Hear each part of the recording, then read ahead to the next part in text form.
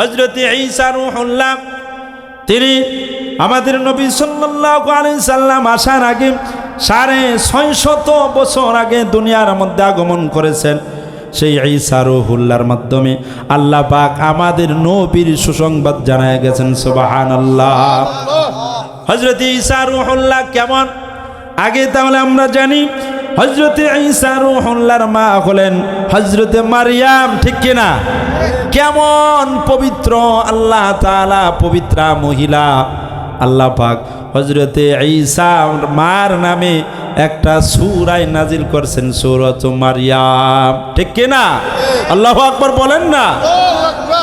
আরে কমখানি ব্যাপার যে হযরত ঈসার মার নাম মারইয়াম, মারইয়াম আলাইহিস সালাতু ওয়াস সালামের শানে আল্লাহ পাক কিয়ামত পর্যন্ত যতদিন এই দুনিয়া থাকবে ততদিন পর্যন্ত কোরআন থাকবে, ঠিক কি না?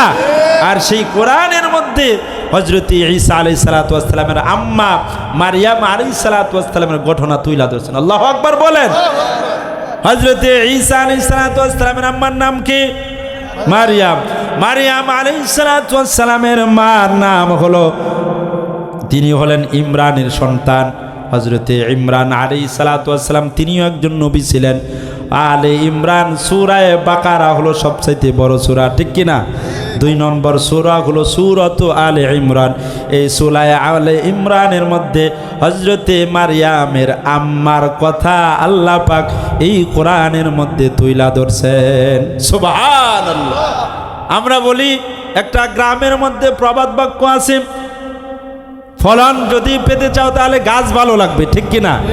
গাছ যদি ভালো হয় তাহলে কিন্তু ফলন ভালো হবে। ভুট্টা লাগাইছেন, ভুট্টার লাগানোর সময় গাছ যদি একটু মোটা মোটা হয় তাহলে ভুট্টাও হবে বড় বড়, ঠিক কি না? আপনি শস্য লাগাইছেন, শস্যার মৌসুমে যদি গাছগুলান ভালো থাকে, মোটা মোটা থাকে, তাহলে আশা করা যায় এই ক্ষেতের মধ্যে ফলন ভালো হবে, ঠিক কি না? এখন ঈসা আলাইহিস সালাতু ওয়াস সালামের আম্মার নাম মারইয়াম। মারইয়ামের আম্মা আবার কেমন ব্যক্তি ছিল আল্লাহ পাক কোরআনে হাকিমে সেই কথাগুলি উল্লেখ করতেছেন। ইজ ক্বালাত ইমরাতু ইমরান রব্বি ইন্নী নাযারতু লাকা মা ফি বাতনি মুহাররারান ফাতাকাব্বাল মিন্নী ইন্নাকা আনতাস সামিউল আলিম। আল্লাহু আকবার বলেন।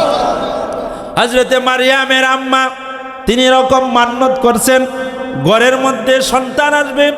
হযরত মারইয়ামের আম্মা বলতেছেন, ইজ ক্বালাত ইমরাতু ইমরান রব্বি ইন্নী নাযারতু লাকা মা ফি বাতনি, ওগো আল্লাহ, আমার পেটের মধ্যে যে সন্তানটা আসতেছে এই সন্তানটা আমি তোমার ঘরের জন্য নিয়ত করে দিলাম। সুবহানাল্লাহ। আমরা নিয়ত করি কি করি না? এই মা বোনেরা নিয়ত করে কি করে না?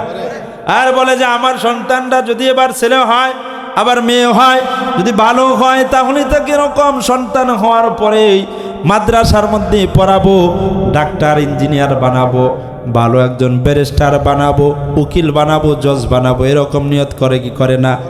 আর বলেন কি করে কি করে না? ঠিক তেমনি ভাবে হযরত মারইয়ামের আম্মা ইমরানের স্ত্রী তিনি বলতেছেন, ওগো আল্লাহ, আমার পেটের মধ্যে যে সন্তানটা আছে ওই সন্তানটাকে আল্লাহ তোমার ঘরের জন্য আমি মান্যত করলাম, অর্থাৎ মসজিদের খাদেম হবে, এই খাদেমের আমি নিয়ত করলাম। আল্লাহু আকবার বলেন। অর্থাৎ মসজিদুল আকসা, ওই মসজিদুল আকসার জন্য খাদেমের জন্য আমি নিয়ত করলাম।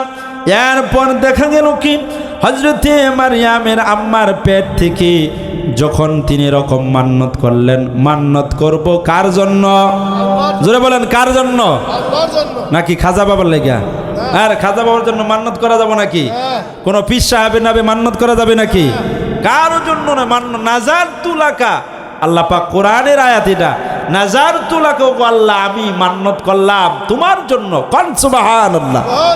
এরপর হযরত মারইয়ামের আম্মার গর্ভের পেট থেকে, গর্ভ থেকে হযরত মারইয়ামের আম্মা যখন ভূমিষ্ঠ করলেন, আল্লাহ পাক বলতেছেন, ফালাম্মা وضعتها قالت رب إني وضعتها أنثى والله أعلم بما وضعت الله أكبر বলেন যখন ভূমিষ্ঠ করলেন ভূমিষ্ঠ হওয়ার পর দেখেন যে কন্যা সন্তান হয়েছে কি সন্তান জোরে বলেন কন্যা সন্তান নিয়ত মনের মধ্যে ছিল যদি আল্লাহ পাক যেহেতু আমি ঘরের কোরআন মসজিদের খাদেম বানাবো তাহলে আমি নিয়ত মনে মনে নিয়ত করছিলেন যে যাতে করে আমার গর্ভের থেকে একটা ছেলে সন্তান হয় ঠিক কিনা যেহেতু খাদেম হয় মসজিদের পুরুষ মানুষ ঠিক কিনা নাকি মহিলা মানুষ নাকি পুরুষ মানুষ হয় আর যা মান্যত করছে তাই হয়েছে মনে মনে মান্যত করছে নিয়ত আর পাল্টাই নাই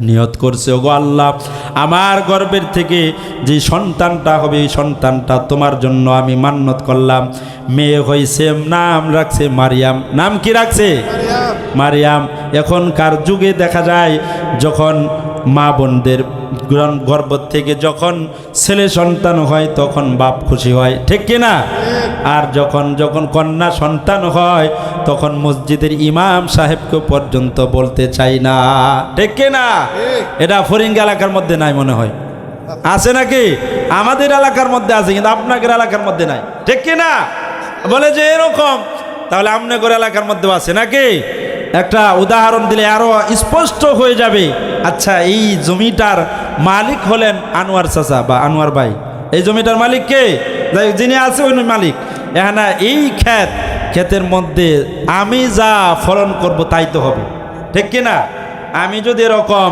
ভুট্টা লাগাই তাহলে এই ক্ষেত থেকে কি হবে ভুট্টা হবে আমি যদি এরকম শস্য বুনি তাহলে এই ক্ষেত থেকে ধান হইব নাকি হ্যাঁ জোরে বলেন ধান হইব নাকি তাহলে সুতরাং যে সমস্ত পুরুষ ভাইয়েরা যখন কন্যা সন্তান হয় তখন মা বোনদের প্রতি রাগ করে এটা ঠিক না ঠিক কিনা এটা নাকি এরা কোনো সময় ঠিক না যে না তুমি তো এরকম এর ধারক বাহক ক্ষেত তো তোমার চাষ করছো তো তুমি সুতরাং দোষ যদি থাকে তাহলে পুরুষ তোমার দায়ী হ্যাঁ ঠিক কিনা এটা তোমার দায় যেহেতু তোমার ক্ষেত তুমি এরকম ফলন ফলাইছো না দোষ হলে তোমার এই দোষটা তুমি মা বোনদেরকে দাও কেন হ্যাঁ ঠিক কিনা এই জন্য সন্তান আর যদি যুক্তিতে আছেন এটা আর যদি বলেন যে না হুজুর এটা কোনো যুক্তি তর্কের বিষয় নয় এই সন্তান ছেলে সন্তান দেওয়ার মালিক কে জোরে আওয়াজ করে বলেন না কে মেয়ে সন্তান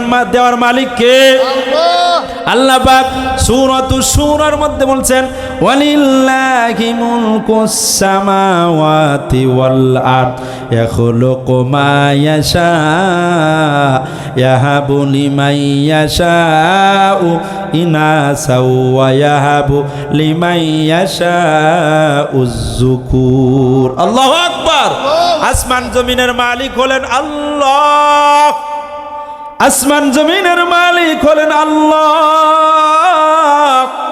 আল্লাহ পাক ইয়াখলুকু মা ইয়াশা যা মনে চায় তিনি তা সৃষ্টি করেন ইয়াহাবু লিমান ইয়াশাউ আল্লাহ পাক যাকে ইচ্ছা দান করেন ইনাসান কন্যা সন্তান ওয়াহাবু এবং দান করেন লিমান ইয়াশাউয যুকুর আবার যাকে ইচ্ছা আল্লাহ পাক তার ঘরে ছেলে সন্তান দান করেন এরপর আবার আল্লাহ পাক পরবর্তী আয়াতের মধ্যে বলতেছেন আও ইউজাউবিজুহুম যুকরানা ওয়া ইনাসা আল্লাহ পাক বলেন বান্দারে আবার আমি যাকে ইচ্ছা ছেলে সন্তানও দেই মেয়ে সন্তানও দেই কথা বলেন ঠিক কিনা এই জোরে আওয়াজ করে বলেন ঠিক কিনা আবার আল্লাহ পাক বলতেছেন ওয়ায়াজআলু মাইয়াশা ওয়াকিমা ইন্নাহু আলিমুন কাদির আল্লাহু আকবার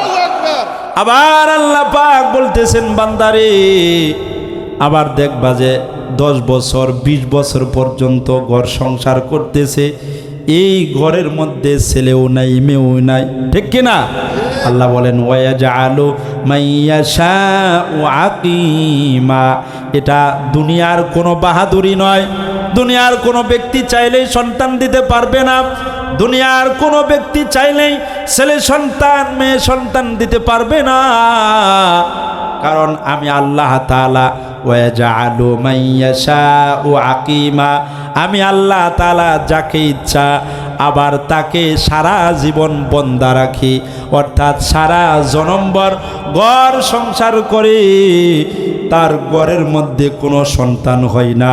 বলেন তো দেখি সন্তান দেওয়ার মালিক কে? আল্লাহ। জোরে আওয়াজ করে বলেন হয় না, হয় না। মুসলমানের আওয়াজে বলেন সন্তান দেওয়ার মালিক কে? আল্লাহ। আল্লাহ পাক হলেন সন্তান দেওয়ার মালিক।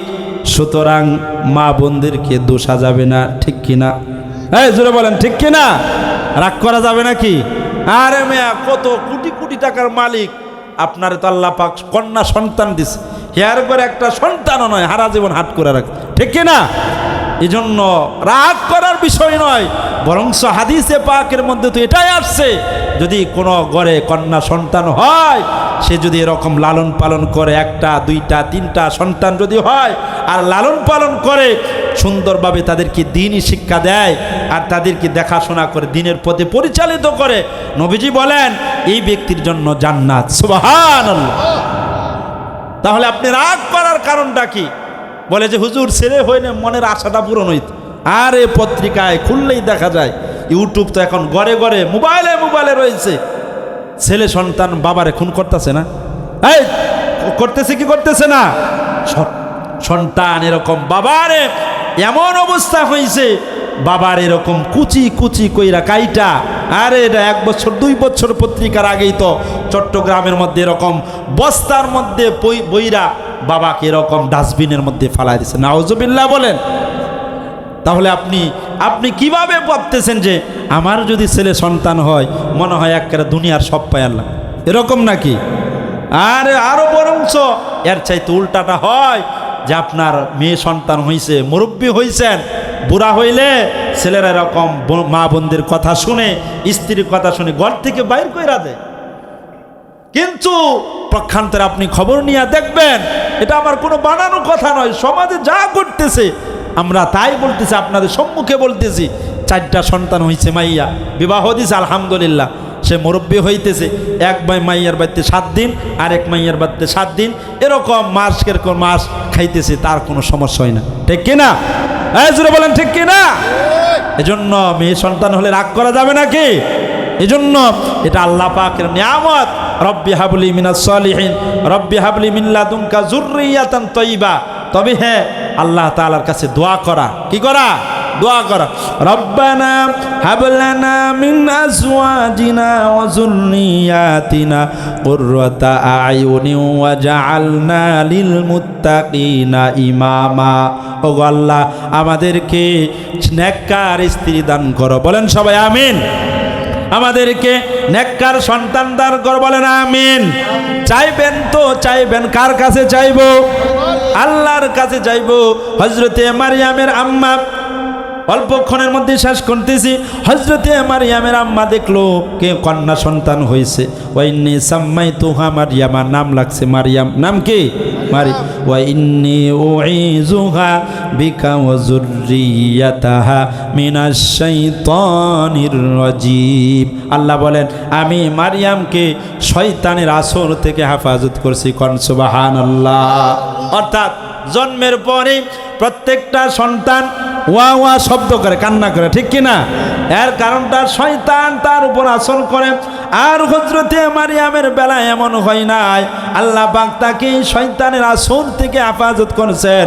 আর আল্লাহ পাক রব্বুল আলামিন বলতেছেন ফাতাকাব্বালাহা রাব্বুহা বিকাবুলিন হাসানিন ওয়া আমবাতাহা নাবাতান হাসানা ওয়া কাফফালাহা জাকারিয়া কুল্লামা দাখালা আলাইহা জাকারিয়াল মিহরাবা ওয়াজাদা ইনদাহা রিজকা ক্বালা ইয়া মারইয়ামু আন্না লাকি হাযা ক্বালাত হুয়া মিন ইনদিল্লাহ ইন্নাল্লাহা ইয়ারযুকু মান ইয়াশাউ বিগাইরি হিসাব।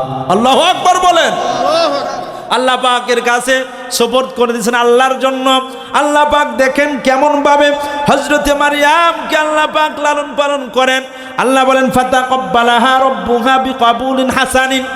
আল্লাহ বলতেছেন তার রব মারিয়ামকে খুব সুন্দরভাবে গ্রহণ করলেন, কবুল করলেন। ওয়া আম্বাতাহা নাবাতান হাসানা, আর তাকে লালিত পালিত করেন খুব সুন্দরভাবে। হাদিসের মধ্যে পাওয়া যায়, মুফাসসিরিন কেরাম বলেন হযরতে মারিয়ামকে আল্লাহ পাক বিশেষ গুণ দান করেছিলেন। এটা একটা সন্তান 3 মাসে যতটুকু বড় হতো, হযরতে মারিয়াম 1 মাসেই সেই 3 মাসের সমান হতো। সুবহানাল্লাহ। একটা সন্তান 10 মাসে যতটুকু বড় হতো, হযরতে মারিয়াম 1 মাসেই ততটুকু বড় হন। আল্লাহু আকবার। আল্লাহ পাক পারেন কি পারেন না? আরে উদাহরণ দিলে আরো স্পষ্ট হয়ে যাবে। দেখবেন একটা গাছ, আম গাছ বুড়া হয়ে গেছে কিন্তু মাগার ফল ধরে না, ঠিক কিনা? আবার আরেকটা আম গাছই, ছোট আম গাছ, বয়স হয় নাই কিন্তু তারপরেও দেখা যায় ওই আম গাছের মধ্যে 2 কেজি 5 কেজি আম জুইলা রয়েছে, ঠিক কিনা? সেটাকে বলা হয় কলমের গাছ, ঠিক কিনা? কলমের গাছ যদি আনা হয় তাহলে ওই গাছের মধ্যে এমন ফলন ধরে, বলেন তো দেখি, যে আল্লাহ এই আম গাছের মধ্যে, ছোট্ট আম গাছের মধ্যে কলম দেওয়ার কারণে যদি এরকম ফল দিতে পারেন, তাহলে আল্লাহ পাক হযরতে মারিয়ামকে 6 মাসের তুলনায় 1 মাসে বাড়ায়া দিতে পারেন কি পারেন না? হযরতে মারিয়ামকে এরকম আল্লাহ পাক লালিত পালিত করতেছেন। আম্বাতানা বাতান হাসানা ওয়া কাফফালাহা জাকারিয়া, আর সেই জমানার সবচেয়ে দামি ব্যক্তি ছিলেন, নবী ছিলেন হযরতে জাকারিয়া। নাম কি বাবা? হযরতে জাকারিয়া আলাইহিস সালাতু ওয়াস সালাম। তার খালু হযরতে মারিয়ামকে কে গ্রহণ করবে এইটা নিয়ে লাগছে মারামারি। হ্যাঁ বলতেছে আমি দেই, আমি তার বরণ পোষণ দেবো। অরুমকে বলতেছে না, আমি তাকে দেখাশোনা করুন। এক পর্যায়ে লোকেরা বললো আচ্ছা ঠিক আছে, মারামারি করার দরকার নাই, আপনারা এরকম লটারি দেন। লটারি দিছে, আর বারবার 4-5 বার লটারি দিছে, এরকম বারবার নবী জাকারিয়ার নাম পড়ে। আর লোকেরা বলে যে আচ্ছা ঠিক আছে, যেহেতু নবীর নাম পড়তেছে তাহলে উনি দেখাশোনা দায়িত্ব করুন। আল্লাহু আকবার বলেন। ওয়াকাফফালাহা জাকারিয়া। এরপর কাহিনী, মজার কাহিনী হলো এটাই, কুল্লামা দাখালা আলাইহা জাকারিয়াল মিহরাব ওয়াজাদা ইনদাহা রিজকা। যখনই জাকারিয়া আলাইহিস সালাতু ওয়াস সালাম মারিয়ামের কক্ষের মধ্যে প্রবেশ করত, একটা ঘর থাকে কি থাকে না? আর খাদেমের জন্য একটা ঘর থাকে কি থাকে না? মসজিদের মধ্যে পাশে থাকে একটা ঘর ইমাম সাহেবের জন্য, খাদেম সাহেবের জন্য। হ্যাঁ, এই ঘরের মধ্যে যখনই প্রবেশ করত হযরতে মারিয়ামের সম্মুখে দেখতো, ওয়াজাদা পাইতেন ইনদাহা রিজকা, তার নিকট ফল ফুটে অভাব নাই। আল্লাহু আকবার বলেন। আশ্চর্যজনক বিষয় হলো এটাই, হযরতে জাকারিয়া আলাইহিস সালাতু ওয়াস সালাম আশ্চর্যান্বিত হলেন। কি ব্যাপার, আপনাদের মসজিদের মধ্যে যেরকম ইমাম সাহেবের দায়িত্ব থাকে 30 ঘরে 30 দিন, এরকম থাকে কি থাকে না? হ্যাঁ বলেন, থাকে কি থাকে না? অমুকের বাড়ি কি রাঁধছে, অমুকের বাড়ি কি রাঁধছে, সবাই তো যে একদিন পরিচিত হ্যাঁ তো জানতে পারে। এখন দেখা যায় 30 বাড়ির থেকে যা দেয় খাওন, এই খাওনের সাথে কোনো মিলই নাই হুজুরের খাওন। তখন আপনি জিগাইবেন কি না, হুজুর এই খাওনটা কোন থেকে পাইলেন, কোত্থেকে পাইলেন, এটা জিগাইবেন কি জিগাইবেন না? বলে যে জাকারিয়া আলাইহিস সালাতু ওয়াস সালাম মারিয়ামের নিকট আশ্চর্যান্বিত কিছু ফল দেখা অবাক হইলেন। ও মারিয়াম, আমি নবী হওয়ার পরেও আমি এই ফলগুলো দেখি নাই, তুমি এই ফলগুলো কোথায় পাও? অর্থাৎ বিনা মৌসুমের ফলগুলো হযরতে মারিয়ামের সম্মুখে পাওয়া যাইত। সুবহানাল্লাহ। যেমন ধরেন এখন হইলো এই শীতের পিঠা খাওয়ার বা অন্যান্য ফল যেগুলো রয়েছে সেগুলো পাওয়া যায়, কিন্তু এখন তো লিচুর সিজন না, ঠিক কিনা?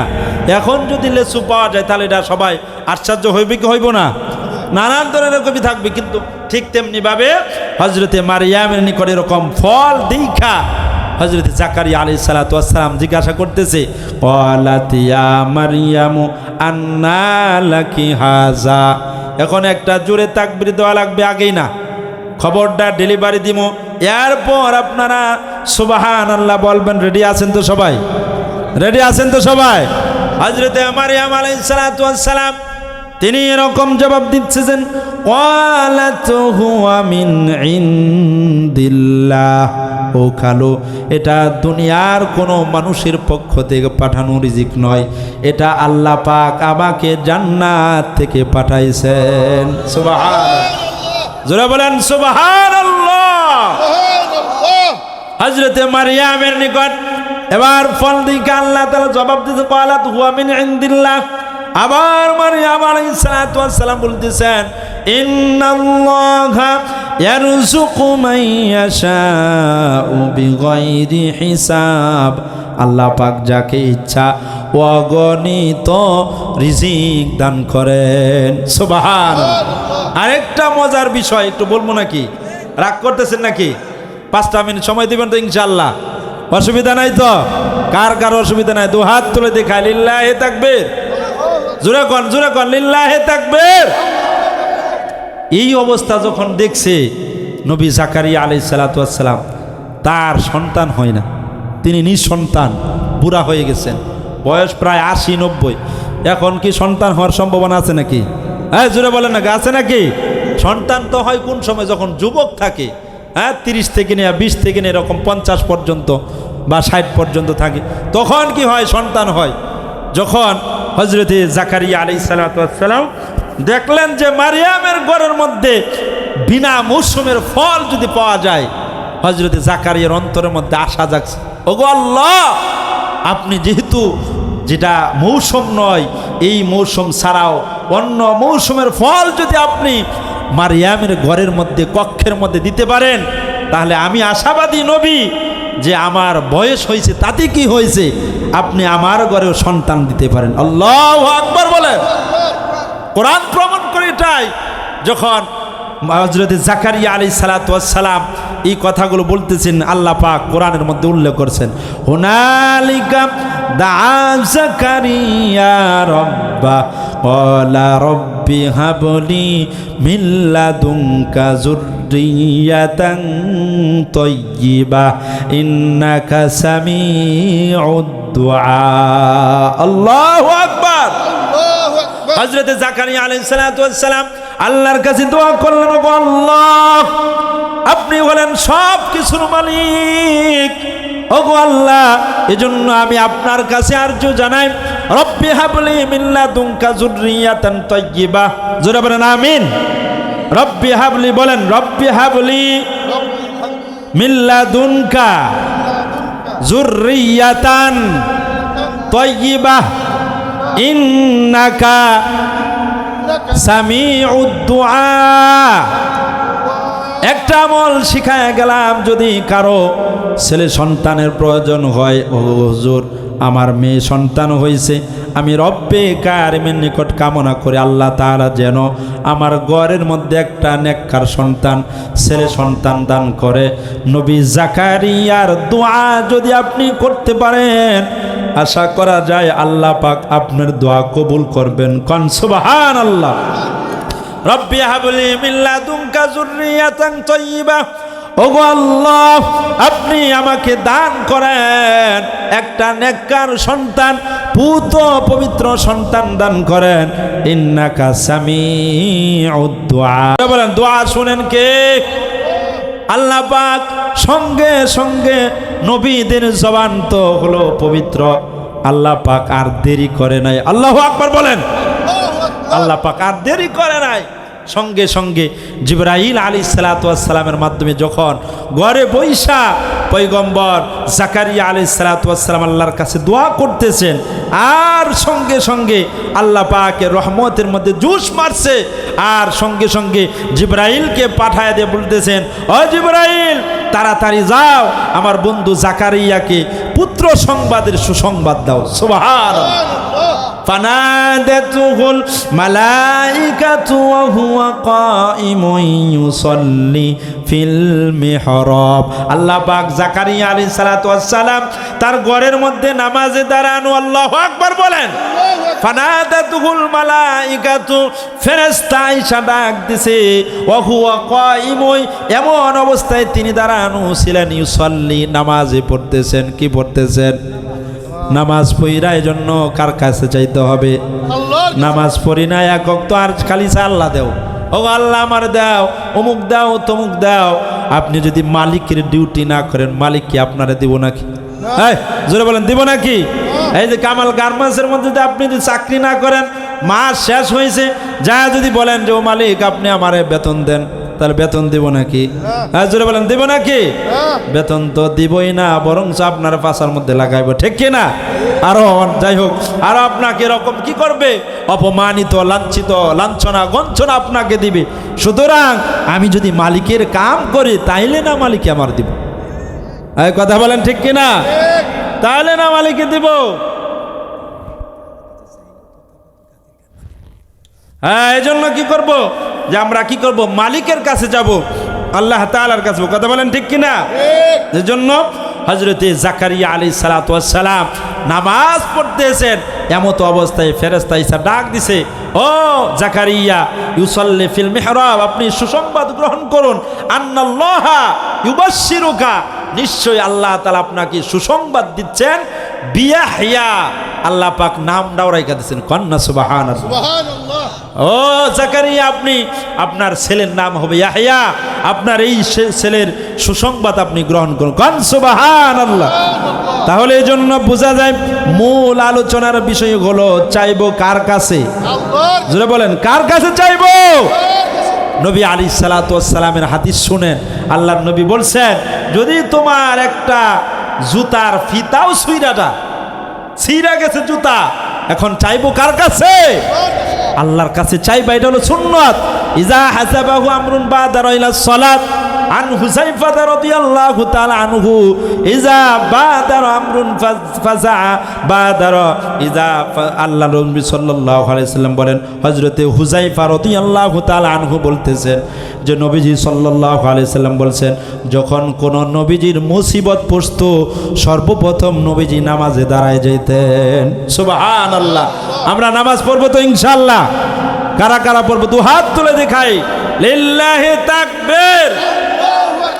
জোরে দিলেন না একটু? শেষ মে লিল্লাহি তাকবীর। হয় নাই, আরো জোরে, লিল্লাহি তাকবীর। ইলেকশনের আরো জোরে হবে, আর একটু জোরে দিলে, লিল্লাহি তাকবীর। আল্লাহ তাআলা আমাদের সকলকেই কবুল করুন, সকলে বলেন আমিন।